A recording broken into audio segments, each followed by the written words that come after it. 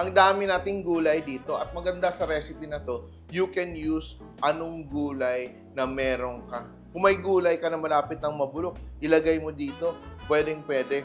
Pero napakasimple ng ating broth, gagamit tayo ng hugas bigas. After the first washing, yung second and third washing, gagamitin mo dito. Akala mo, pangpalapot lang siya.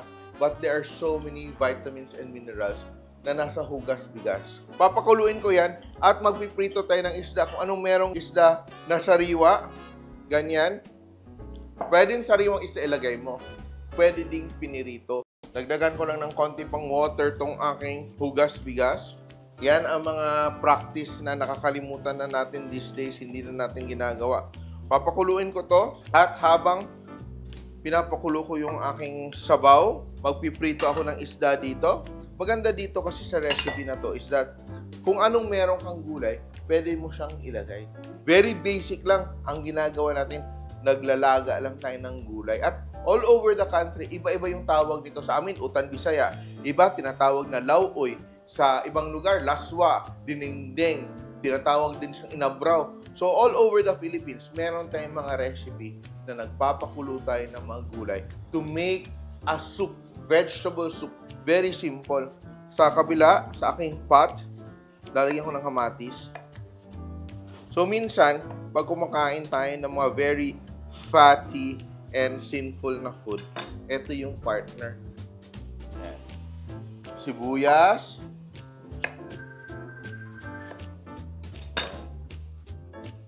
Luya or luya, ano ba yung tawag sa inyo? And, ang gagawin mo sa tanglad, tatanggalin mo yung rubber band. Hindi natin kailangan yung rubber band.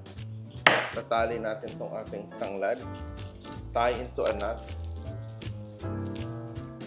Tatali natin ng maayos. At yung white part,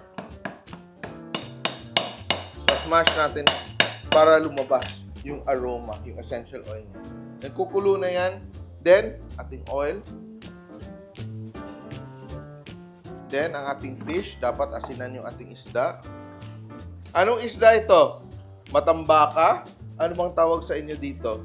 So, whatever fish, usually ang ginagamit namin dito, leftover fish, hindi bagong prito. Minsan naman, bagong prito. Pero usually, leftover, natira sa ulam the day before. Prito natin. Handa natin yung ating gulay. Slice lang natin into small pieces, no? Usually, madali lang yung sistema nito. Dahil, yung ginagawa mo, inuuna mo lang yung mga hard vegetables. At mabilis lang na maluto dahil gulay lang nga siya, eh. At masarap din siya minsan. We would add coconut milk instead of the hugas bigas. Gata yung gamit namin. Napakasarap din. So, minsan, lalagyan namin ng corn, kamote, minsan nga, saba. Ating hard vegetables. Ang ating second batch, ito yung mga medium vegetables. Ibig sabihin, hindi siya masyadong matigas, hindi rin siya masyadong leafy. Sitaw. Ang tawag namin sa Bisaya nito, batong. Trim off. At saka pwede mo din itong kamayin na lang, no? Ganyan, no? Ganyan lang kami gumawa. Napaka-simple. Ano? Lapit na kumulo yung ating sabaw. Ating isda, luto na rin. So, ang term natin dyan, sa ating mga aromatic, sa Bisaya, lamas yung tawag, lamas. Babalik na rin natin. Ang tawag dito sa amin ay tubak, parang sahog. Medium vegetables, okra. Sino bang ayaw ng okra? Masarap din dito, saluyot, diba? Alugbati, talbos ng kamote. Etong dish talaga na ito, very versatile, no? Then, eto, pag malutong probinsya to, eggplant. And napaka-practical and napaka-daling gawin na gulay. Luto na yung aking isda. Tatabi ko na yung aking fish dahil mag-assemble na tayo ng gulay. Ito, para mas mabilis siyang kumulo. Ito yung mga kinakain, lalo na yung bagong panganak or buntis. Dahil etong sabaw na to, sinasabi nila, nagde-develop ng milk, no, sa mga mothers. Now, I will add my hard vegetables. Unahin ko yung kalabasa at saka yung sayote.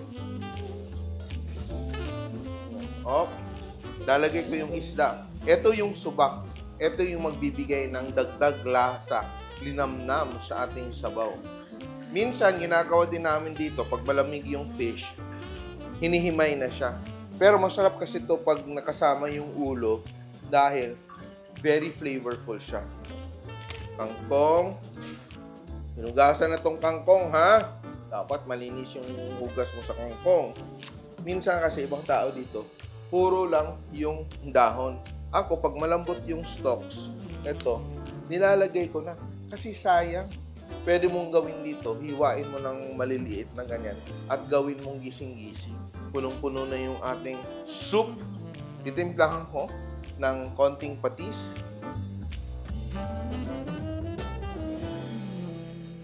So, eto, habang kumukulo siya, yung flavor ng luya, yung aroma ng ating tanglad, ma-infuse na dito sa sabaw. At nung lumalaki kami, ang sikreto nila sa pagpalasa nito, ang tinatawag nila na una sa Bisaya, yun yung katas ng bagoong isda. Di ba pag gumagawa ka ng ginamos, yung lumulutang, siya na pala yung patis. Di ba? Pero hindi siya masyadong clear kasi siya filtered. So yung sabaw-sabaw, yung nag-settle sa taas na parang fish sauce, yun ang ginagawang pangpalasa dito.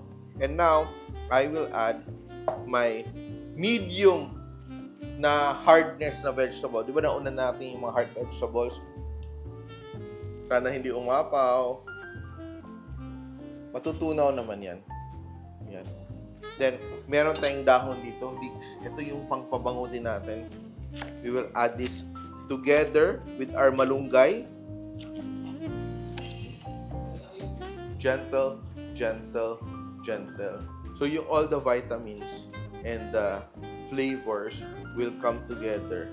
Pero, ang next na natin, dahon-dahon na to. Alam mo yung dahon-dahon, pag niluto, parang wala lang to. Pag dahon, pag niluto mo, akala mo sobrang dami. Pero pag naluto siya, halos magdi-disappear na siya. Napaka-urban na ng taste ng ating mga younger generation. Kaya dapat i-introduce natin sila ng mga ganito. Because this is really part of our heritage. And recipes like this is really what brings us back to our land. Kasi dati kasi, mga nilalagay natin sa gulay dito, kung ano yung nakatalim sa likod, di ba, nagtatanim tayo ng kangkong, kung anong meron yun ang alubati. So it's really connecting us to our land. Kaya minsan, dahil puro na lang imported yung alam natin at sa mga foreign recipes, we become detached to who we are as Filipinos. At yan ang topic ng aking bagong libro, Pinas Simple, no? We are going back to our heritage dishes. And eto siya. Konti na lang to. Pero bago ko pa ilalagay yung aking last batch ng vegetables, lalagyan natin ng dagdag na pangpasarap. There's that aromatic blend in the flavors. Yan, oh. Pinaan na natin yung ating sabaw. Then we will add our Maggi. Napaka makulay ng ating sabaw, ang ating lauoy. Add our kangkong. Yan. Dapat low heat na to, no? Maluluto yung ating vegetables, pero hindi ma-overcook yung ating dahon-dahon, no? Because all the vitamins are there. Yan. May siling pangsigang tayo. Lakyan natin ng siling pangsigang. Yun pala yung kulang, no? Isa, dalawa. Isa lang. Isa lang, ha? Isa lang. Oh. Yan. And if you still haven't subscribed to the Simple.ph YouTube channel, it's time that you subscribe para marami kang mga recipes na natutunan. Finally, the final touch, ilalagay natin yung miracle na vegetable, one of the most nutritious vegetables in the world, moringa. O, ano ba yung moringa? Malunggay. More vitamin C than the orange. More calcium than milk. More iron than the flood control. Ako, pag ganito, tingnan mo ha, hindi na siya masyadong kumukulo. Pero yung pag nilagay ko yung malunggay, tingnan mo ha, tingnan nyo. Pag nilagay ko yung aking malunggay, gagawin ko dito, papatayin ko na yung aking heat so that hindi na masyadong mataas yung temperature para yung vitamins natin hindi maubos sa pagpapakulo. And I will let that sit and rest siguro mga 3 minutes, no?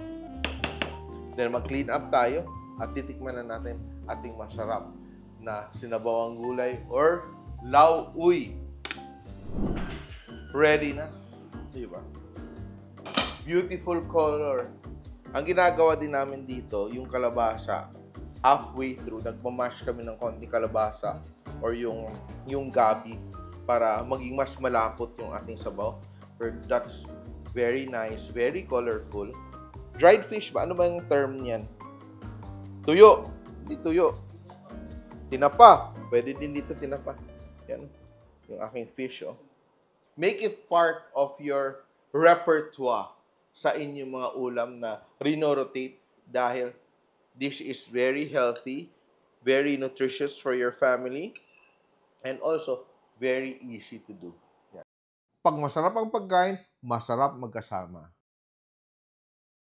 This is comfort food to me. Rich, flavorful,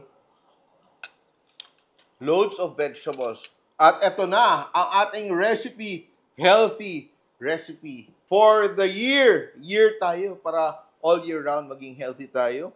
Ang sinabawang gulay or lauoy.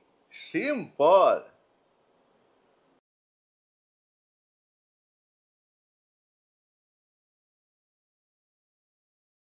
Simple.ph. Living made simple.